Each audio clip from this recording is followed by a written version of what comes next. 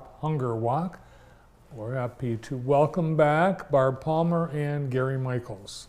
Hi, Barb. Thank you. Gary. Thank you. Thanks for having us. Good to see you. I cannot believe 50th anniversary Jackson Walk. We've been here in Jackson. We've been doing it 50 years, 1974, which was just a few years after the very first crop walk in 1968 in Bismarck, North Dakota, York, Pennsylvania a year after that, and then Jackson in 74. So yeah, we're almost at the initiation. Early adopters. Yeah. What is the crop walk? What is CROP stands for, this is kind of a mouthful, but Christian Rural Overseas Program. But I heard communities responding to overcome poverty. Well, yeah, there we go. Two crops. It started in 1947 after World War II, Yeah. hence the name. It was helping European and Asian farmers, small farmers, recover and get started again after the war. Oh, the farms got bombed. Yeah, and so it was asking farmers to donate food and seeds and animals to get them started again. So I think that's why the crop walk started in Bismarck, York, rural communities. Well, we're a farming town, so it makes sense that we'd be supportive of this too. Yeah, absolutely. We've got a very generous community. You sent me some numbers earlier. $650,000 almost in the 50 years. And starting in 1993, Church World Service, that administers this nationwide, they started a program to send 25% of everything raised in a community back to that community. And that's amounted since 30 years, since 1993, to over $100,000 back to Jackson. That's awesome. So a lot of money stays right here. Yeah. It does. How do people help? Do they raise money or sponsorships in order to walk? Yeah, it's gotten much easier now. We just have to take donations, which is a lot easier. Just say, hey, could you give to the crop walk? And people put the money in your envelope and you've got it. Where before it was a little more difficult. People had to register and the forms all pledge 10 cents a mile. Yeah, and make a pledge. You had to pledge.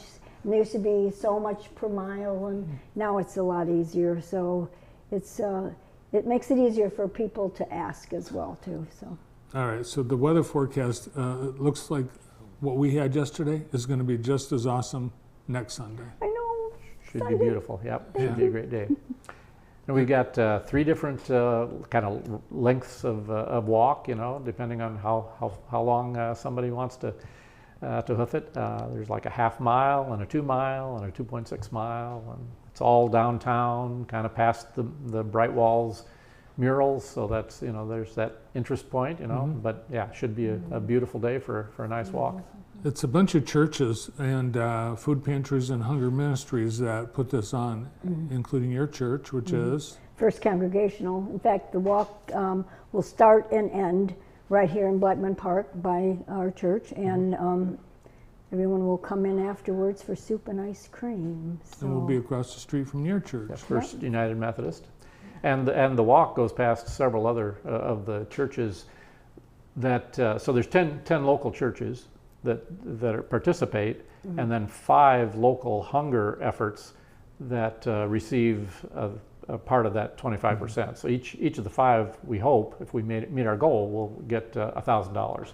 So there's at Barb's Church, First Congregational, you've got the Tuesday lunch. Tuesday lunch program, which right now we are serving 400 people every Tuesday. Unbelievable. Yeah. Wow.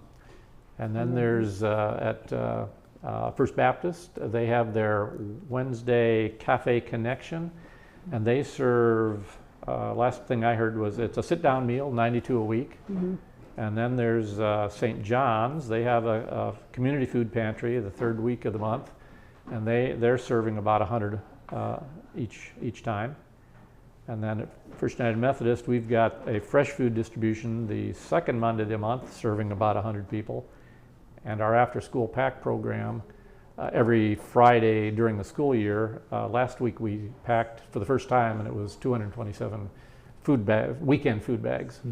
And then the 5th local recipient is Emmanuel's Pantry down down Manual Michigan at Lutheran, yeah. Manual Lutheran, and they have a pantry every Saturday morning that serves 250. So I mean, there's a lot of local impact.